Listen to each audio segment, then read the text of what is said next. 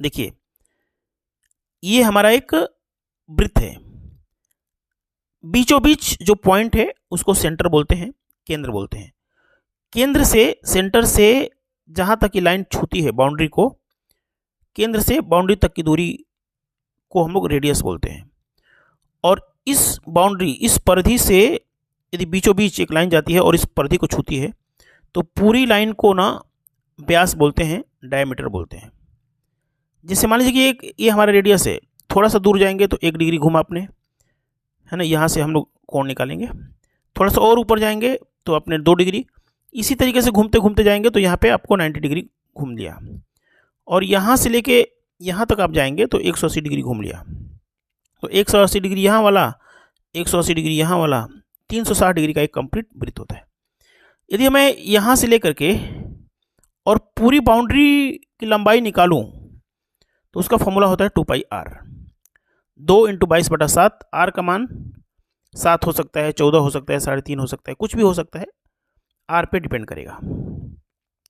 360 degree का वृत्त होगा तो 2πr उसकी पूरी बाउंड्री की लंबाई होगी। पूरी बाउंड्री का मतलब इसी को हम लोग सरकमफ्रेंस बोलते हैं, परिधि बोलते हैं, पूरी बाउंड्री की लंबाई। यदि मान लीजिए थोड़ा सा हम घूमें, इस लाइन से थोड़ा सा घूमें, 1 डिग्री घुमा, तो 1 डिग्री बराबर क्या हो जाएगा, 2πr/360। बस इसी को आपको ध्यान में रखना है कि 2πr/360, 1 डिग्री घूमेंगे तो, 2 डिग्री घूमेंगे तो 2πr/360 इंटू 2 कर देंगे। यदि 90 डिग्री घूमना है तो क्या करेंगे, 2πr/360 इंटू 90 कर देंगे। हमें पता नहीं है कि हमने कितना डिग्री घुमा है, यहाँ से यात्रा शुरू किया और यहाँ तक यात्रा समाप्त कर दिया, थीटा डिग्री। तो थीटा डिग्री चाप की लंबाई, इसको बोलते हैं चाप की लंबाई, ठीक है ना। यदि आप यहाँ से लेके यहाँ तक जाते हैं तो चाप की लंबाई का फॉर्मूला क्या होता है, 2πr/360। थीटा 1 डिग्री, 2 डिग्री, कितना डिग्री आपने घूमा है उसमें से गुणा कर देंगे। 90 डिग्री घूमेंगे तो 90 से गुणा करना पड़ेगा, 30 डिग्री घूमेंगे तो 30 डिग्री। एनटीपीसी की परीक्षा में पूछा हुआ है कि 30 डिग्री का कोण है, रेडियस कुछ दिया था, चाप की लंबाई बताइए, तो 2πr/360 इंटू 30 से गुणा कर देंगे, 30 से गुणा कर देंगे। यदि थीटा की वैल्यू 180 है तो 180 डिग्री चाप की लंबाई क्या हो जाएगी, 2πr/360 इंटू 180 से गुणा कर देंगे, काटेंगे पीटेंगे तो πr हो जाएगा, ठीक है ना। अब 180 डिग्री का मतलब समझिए, जैसे हमारा मन किया कि यहाँ से लेके यहाँ तक की दूरी निकालें तो उसके लिए सीधे सीधे फॉर्मूला है πr, ठीक है ना, क्योंकि πr कैसे आया है आपको समझ में आ गया है। 1 डिग्री चाप की लंबाई क्या होगी, 2πr/360, 1 से गुणा कर देंगे, तो 1 से गुणा करेंगे तो कोई फर्क नहीं पड़ेगा। थीटा डिग्री क्या हो जाएगा, 2πr/360 इंटू थीटा। समझ में आ गया ना, चाप की लंबाई हमने निकालना आपको सिखा दिया। देखिए अभी एनटीपीसी की परीक्षा में पूछा था यदि यहाँ पे 30 डिग्री होता तो क्या होता, लेकिन हमने 72 लिखा है तो चलिए 72 के लिए निकालते हैं। चाप की लंबाई का मतलब समझते हैं, यहाँ से लेके यहाँ तक की दूरी, यहाँ से लेकर के यहाँ तक की दूरी, 2πr/360 इंटू 72 से गुणा करेंगे। 72 से क्यों गुणा करेंगे, क्योंकि थीटा जो 72 डिग्री दे रखा है।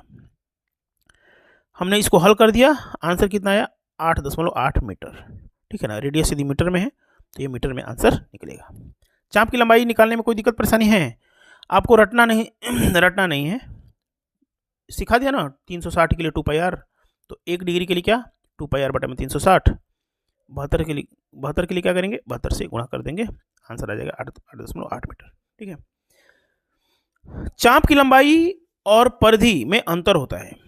यदि मैं पूछूं आपसे, चलो इसको मैं थोड़ा सा सही कर लेता हूं, कि इस चाप की लंबाई निकालिए, रेडियस हमारा 14 दे रखा है और इस बाउंड्री की लंबाई जो है ना, इसकी जो लंबाई है 180 डिग्री है। यदि मैं पूछूं आपसे कि चाप की लंबाई क्या होगा, चाप की लंबाई क्या होगा, तो 180 डिग्री चाप की लंबाई क्या होती है, 2πr/360 इंटू 180 से गुणा कर देंगे तो आंसर क्या आता है, πr। ये πr आपको याद रखना है, ये बार बार नहीं लिखना है। πr, पाई का मतलब 22/7, आर का मतलब 14, गुणा कर दिया, आंसर आ गया 44 सेंटीमीटर। यदि इस बाउंड्री की लंबाई को निकालेंगे तो 44 सेंटीमीटर आएगा। अभी आपने चाप की लंबाई मैंने आपको निकालना सिखाया है। चाप की लंबाई और परिधि शब्द में अंतर होता है, ठीक है ना। देखिए ये जो वृत्त होता है ना, कंप्लीट वृत्त होता है, तो उसकी लंबाई क्या होती है, 2 पाई आर होती है ना, 2 पाई आर। और चाप की लंबाई क्या होती है, 2 पाई आर बटा में 360 इंटू थीटा। यदि पूछा कि अर्धवृत्त का परिमाप क्या होगा, तो परिमाप का मतलब समझते हैं। इस चाप की लंबाई तो निकालना ही पड़ेगा, इस चाप की लंबाई तो निकालना ही पड़ेगा, इस चाप की लंबाई तो निकालना ही पड़ेगा। उसमें ये आर है ना, सेंटर से इधर वाली दूरी को आर बोलते हैं और सेंटर से इधर वाली दूरी को आर बोलते हैं, तो 2r हो जाएगा। इस चाप की लंबाई में 2r जोड़ना पड़ता है। सेंटर से इधर की दूरी r हो गया और यहाँ से इधर की दूरी r हो गई। हम नोट्स को खराब नहीं करना चाहते इसलिए लिखना ही चाहते हैं। तो परिधि ये जो फिगर दिखाई दे रहा है, इसका परिधि निकालना है तो क्या करेंगे, चाप की लंबाई में 2r को जोड़ना पड़ेगा। 2 पाई आर बटा में 360 इंटू 180 से गुणा कर देंगे प्लस 2r जोड़ देंगे। इसको हल करेंगे तो पाई आर आता है और 2r को लिख देंगे, r का मान कर लेंगे तो पाई प्लस 2। बहुत सारे छात्रों से यदि मैं पूछता हूँ ना, बहुत सारे छात्रों से पूछूंगा मैं कि अर्धवृत्त का परिमाप क्या होता है, तो उनको लगता है कि 2 पाई आर पूरे वृत्त का होता है, 2 से भाग दे दो, पाई आर आंसर दे दो, गलत हो जाता है। अर्धवृत्त का परिमाप होता है पाई आर प्लस डी, ठीक है ना। ये r से गुणा करेंगे तो पाई आर हो जाएगा और r से गुणा करेंगे 2 में तो 2r हो जाएगा और 2r का मतलब होता है डायमीटर, 2r का मतलब होता है डायमीटर। चलिए ये नहीं समझ में आ रहा है तो इसको समझ लीजिए, r इंटू पाई प्लस 2, कोई दिक्कत नहीं है, ये याद कर सकते हैं, ये याद कर सकते हैं, पाई आर प्लस 2r भी याद कर सकते हैं, ठीक है। त्रिज्यखंड का परिमाप पूछा है, तो परिमाप में ना ये चाप की लंबाई शामिल होता है, ये चाप की लंबाई तो शामिल होगा ही होगा, ये r और ये r भी शामिल हो जाएगा। जैसे 2 पाई आर बटा में 360 इंटू ये 36 डिग्री है तो 36 से गुणा कर दिया प्लस 2r हो गया, हल किया आंसर आ गया कितना, 18.4 मीटर। समझ में आया। इसी तरीके से आपको क्षेत्रफल के बारे में भी समझना है। देखिए हमने 2 चीजें सिखाया, एक निकालना सिखाया चाप की लंबाई और दूसरा निकालना सिखाया हमने परिधि के बारे में, ठीक है, और वृत्त के बारे में ही हम लोग पढ़ रहे हैं। चलिए अब हमें तो सीखना है ये वाला पॉइंट, लेकिन परिधि में भी ये जो क्वेश्चन देख रहे हैं ना, एनटीपीसी ग्रुप डी पुलिस वगैरह में सीधे सीधे क्वेश्चन पूछ लेता है। इसको मैं बताने का मन नहीं कर रहा है, आप लोग खुद ही समझ लीजिएगा, ठीक है ना। रास्ते की चौड़ाई का फॉर्मूला है दोनों परिधियों का अंतर बटा में 2 पाई। ये क्वेश्चन परीक्षा में आ चुका है, हमारा टारगेट ये नहीं बताना है, बताना ये है। यदि वृत्त कंप्लीट होता है, यदि वृत्त हमारा कंप्लीट वृत्त है और दरी बिछाना है, उस पर दरी लाना है उसको ढकने के लिए लाल कपड़े से या काला कपड़े से, तो मार्केट से जा करके कहेंगे ना कि वृत्त ढकने के लिए दरी दो, तो वो कंफ्यूज हो जाएगा, बोलेगा कि उसकी रेडियस तो बताइए, तो रेडियस आपको बताना पड़ेगा। तो उसका एरिया होता है पाई आर स्क्वायर। अब आर कितना है, बड़ा है छोटा है, उस पर डिपेंड करेगा पाई आर स्क्वायर, ठीक है ना। निकाल लेंगे आंसर आ जाएगा आर की वैल्यू। वृत्तखंड का क्षेत्रफल यदि हमारा 360 डिग्री का वृत्त होता है, यदि 360 डिग्री का वृत्त है, 360 डिग्री का वृत्त है, तो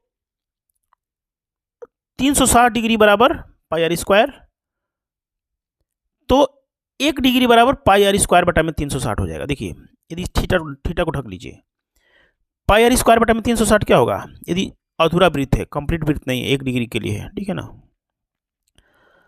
तो यदि वृत्तखंड का क्षेत्रफल निकालना है, जैसे यहाँ पे यदि इस डायग्राम को देखिए, ये वृत्तखंड है ना, यदि इसको दरी से बिछाना है, तो क्या हो जाएगा, पाई आर स्क्वायर, ये फॉर्मूला लगाना पड़ेगा, कहाँ गया, इधर गया, पाई आर स्क्वायर बटा में 360 इंटू थीटा से गुणा करना पड़ेगा, ठीक है, वृत्तखंड के लिए। एक वृत्त की परिधि 88 सेंटीमीटर है, उसका क्षेत्रफल बताना है। देखिए परिधि का मतलब क्या हो गया, 2 पाई आर बटा में 2 पाई आर बराबर 88, यहाँ से हम लोग आर निकाल दिया, आर निकालना जरूरी है, आर निकालेंगे तभी ना उस वृत्त का क्षेत्रफल निकालेंगे, क्योंकि वृत्त का क्षेत्रफल तो पाई आर स्क्वायर होता है, तो आर कहाँ से लाएंगे, आर वहीं से लाएंगे, यहाँ से निकाल करके 2 पाई आर बराबर 88, आर की वैल्यू 14, पाई आर स्क्वायर यानी 22/7 इंटू 14 इंटू 14, 616 सेंटीमीटर हो गया। अब आपको यहाँ पे समझ में आएगा। यदि मैं पूछूं कि इस अर्धवृत्त का क्षेत्रफल बताइए, परिमाप तो आपको निकालना सिखा दिया हूँ, इसको आप भूल जाइए, इसको भूल जाइए। अच्छा अर्धवृत्त का क्षेत्रफल तो आसान है, पाई आर स्क्वायर बटा में 2 कर देंगे, ठीक है ना, पाई आर स्क्वायर बटा में 2 कर देंगे, ठीक है ना। ये जो नोट्स जो बनाया गया है ना, जैसे मैं पढ़ाता हूँ वैसे नहीं बताया गया है। जैसे पढ़ाने का तरीका और नोट्स बनाने का तरीका में डिफरेंट आ जाएगा, ठीक है ना। फिर भी थोड़ा सा स्टूडेंट ने शॉर्टकट कर दिए हैं। अब इसका एरिया निकालना है। क्या निकालना है? इसका एरिया निकालना है, ठीक है। तो एरिया निकालने के लिए क्या करेंगे? पाई आर स्क्वायर बटा में 360 इंटू 30 से गुणा कर देंगे, ठीक है ना। तो एरिया निकल जाएगा। इसमें आपको लंबाई और परिमाप निकाला गया है। तो आज की क्लास में इतना ही। फनी कॉन्सेप्ट क्लासेस ऐप को डाउनलोड कीजिए। मैं आपको सलाह दूंगा कि पीडीएफ लीजिए, लेकिन हमारी वीडियो जरूर देखिए, क्योंकि वीडियो में बहुत अच्छा एक्सप्लेन करते हैं। ये हमारे डिजिटल बोर्ड पे, ये मुझे नोट्स का प्रचार करना है, इसलिए मैं आपको नोट्स पे पढ़ा रहा हूँ। बाकी funny concept classes app download करके अच्छे से पढ़िए। बहुत बहुत धन्यवाद।